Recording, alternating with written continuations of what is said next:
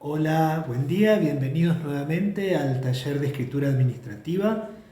Vamos a recorrer en estos videos la última parte, el último trayecto, la unidad 3, que tiene que ver con las cuestiones prácticas de todos los días, lo que nosotros trabajamos generalmente como agentes, empleados del Estado, de la administración pública, en lo que tiene que ver con la guarda, conservación, el archivo y otras cuestiones que hacen a la cotidianeidad, pero básicamente antes de introducirnos en eso, yo quería trabajar con ustedes lo que tiene que ver con la cuestión que hace al desarrollo generalmente de los textos administrativos, que ustedes van a estar trabajando también en el decreto 3024, que es el manual de procedimiento.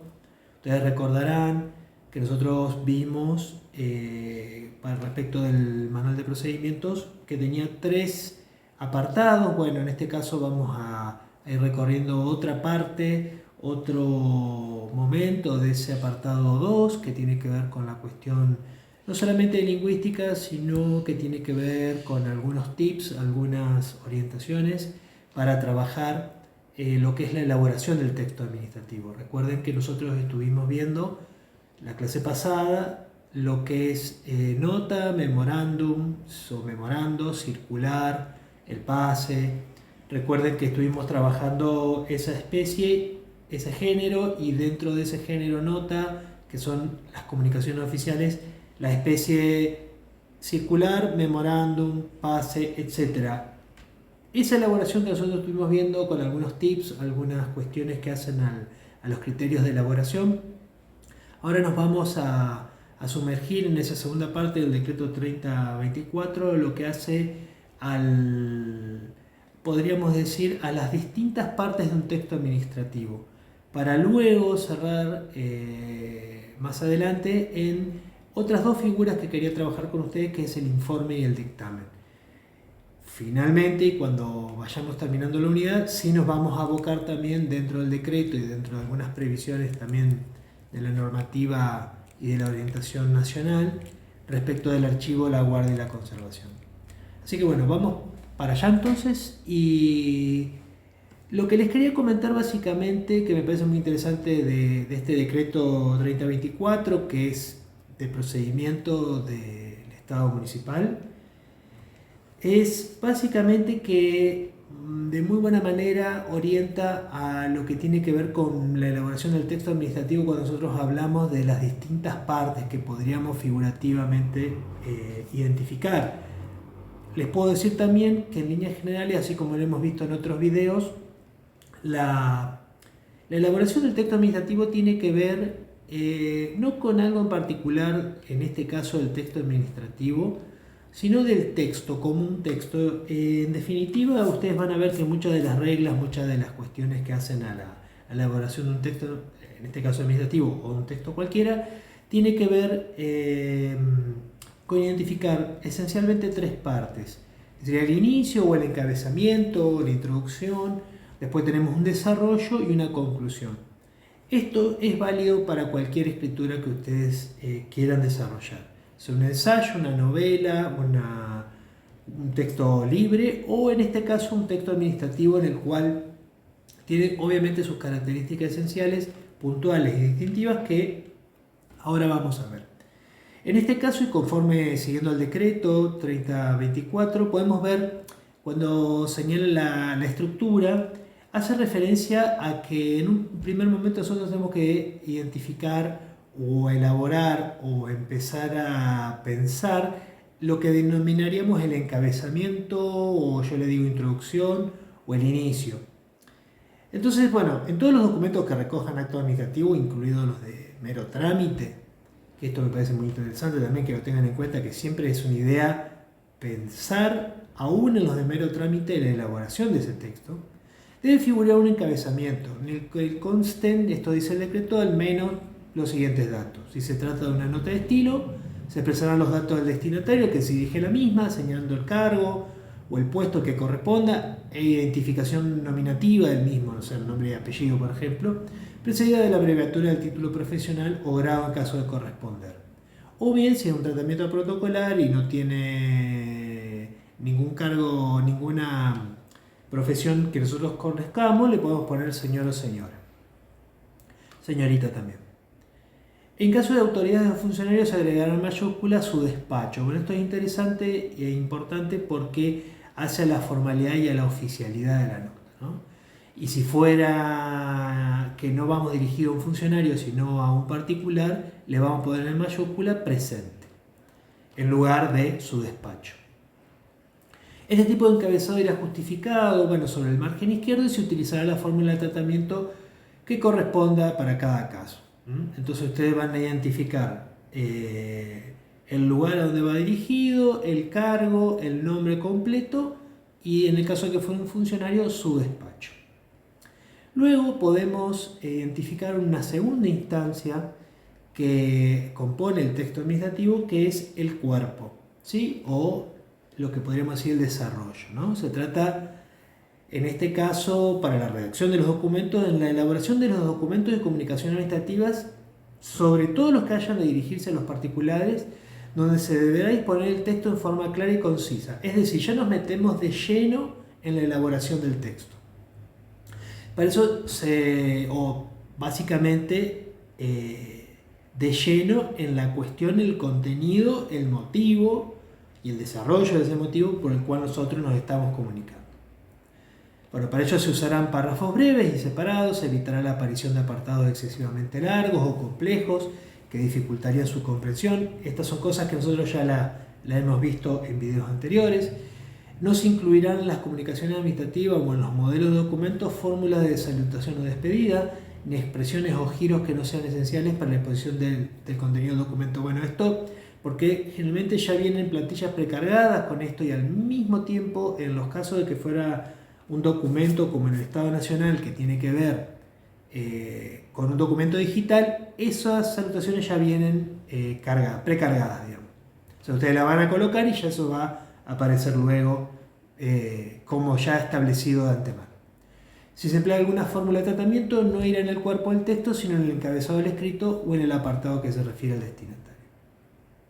En lo que tiene que ver con referencia a disposiciones normativas, bueno, también hablando siempre del cuerpo, la primera vez que se citen, se expresarán al menos el número, bueno, la fecha y la denominación de la disposición o de la norma o de cualquier tipo de acto administrativo, así como la fecha de publicación si nosotros la tenemos presente. En las siguientes alusiones a la misma disposición bastará citar su número, salvo aquellas que no lo contengan, en cuyo caso se citará la fecha. Esto es importante porque cada vez que hablamos de una norma necesitamos que el destinatario, el receptor de esa comunicación, se pueda ubicar de qué norma y en qué contexto estamos hablando. Bueno, y finalmente la tercera parte que podríamos decir, donde nosotros vamos a terminar de formalizar el texto administrativo. Y cuando hablamos de formalización entendemos la acreditación de la autenticidad de la voluntad del órgano emisor, manifestada mediante firma manuscrita. A ver, ¿qué quiere decir esto? Que cada vez que nosotros tenemos un texto administrativo, necesariamente el emisor va a tener que formalizar o, digamos, de alguna manera poder acreditar que es dentro del marco del acto, de la nota, del texto administrativo que está elaborando, está dentro de sus competencias y facultades que están asignadas por el organigrama, por la norma que lo ha designado y le ha otorgado las facultades. Es decir, al manifestarlo por firma manuscrita va a tener que estar la firma original o firma digital, que eso también lo vemos cuando estamos haciendo uso de las tecnologías, y la formalización también se podrá hacer por símbolos o códigos que garanticen dicha autenticidad mediante la utilización de técnicas o medios electrónicos informáticos, o por ejemplo los sellos que vienen como con una huella digital. En los restantes documentos, especialmente en los de contenido informativo, no se exigirá formalización, porque es suficiente la constancia del órgano autor del correspondiente documento.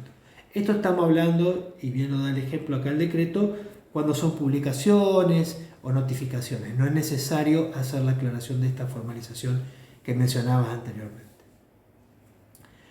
Cuando estamos hablando de actos administrativos, ya sea resoluciones administrativas o comunicaciones oficiales internas o externas, hay determinados elementos que sí necesitamos que estén presentes para que sean, digamos, de alguna manera acreditados o formalizados.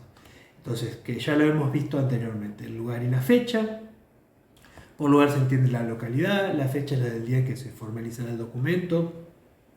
Para el día y el año, sin puntos se usarán los números, para el mes la letra minúscula, la línea del lugar y fecha llevará justificación total, esto a nivel lingüístico más de los márgenes, con una tabulación al comienzo y punto al final. Estos son detalles que son importantes para justamente otorgarle las debidas formas oficiales.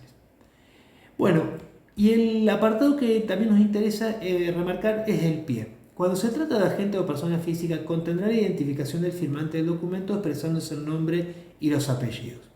Cuando se trata de una persona jurídica, la denominación social o el carácter, cuando se realiza en representación de varios agentes. Por ejemplo, cuando fuera un delegado gremial. Y en mayúscula, justificación a la derecha, bueno, y lo más próximo posible al margen inferior del documento. Esto lleva, cuando es ante firma o sello, expresar el cargo o puesto quien emite o dispone la emisión del documento. ¿Sí?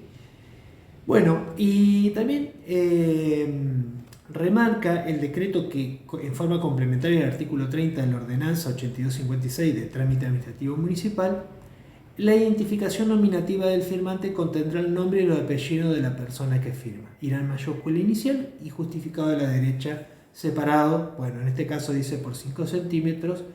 La idea es mantener o tratar de sostener las indicaciones que nos orienta acá el manual de procedimiento.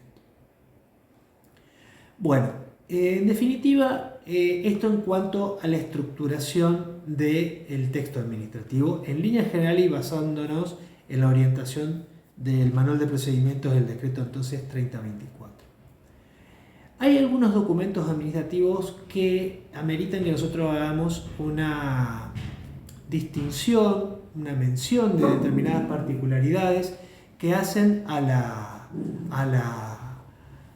lo que podríamos decir a la legitimidad, a la cuestión de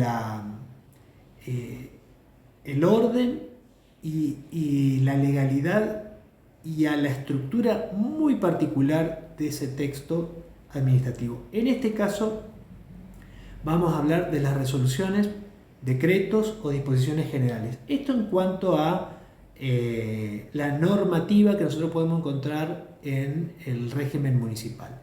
Pero en líneas generales cualquier norma administrativa, cualquier acto administrativo que sobre todo busque efectos jurídicos para con terceros va a requerir que tenga sí o sí desplegado estos pequeños apartados o estos, digamos, características particulares que hacen a su legitimidad, a su legalidad. En este caso, lo primero que vamos a mencionar es la motivación.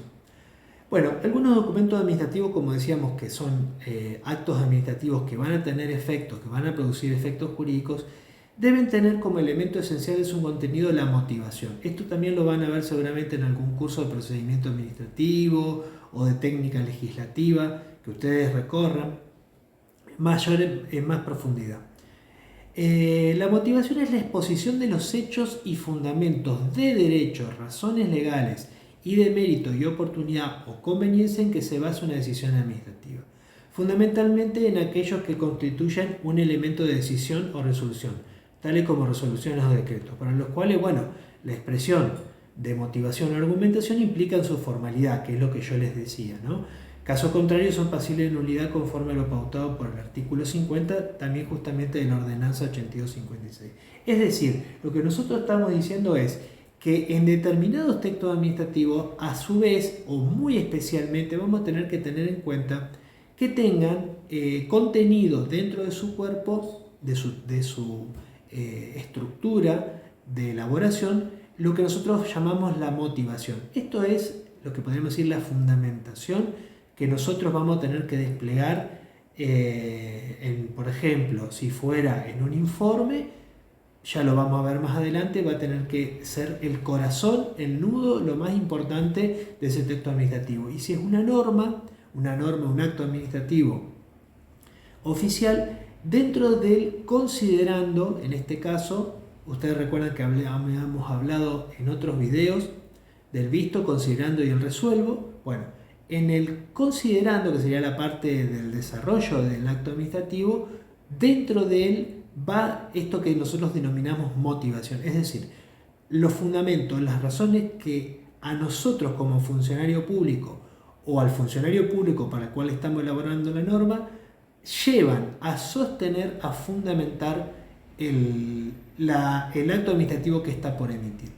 Así que ténganlo muy en cuenta, y seguramente para los que trabajan en las oficinas que hacen a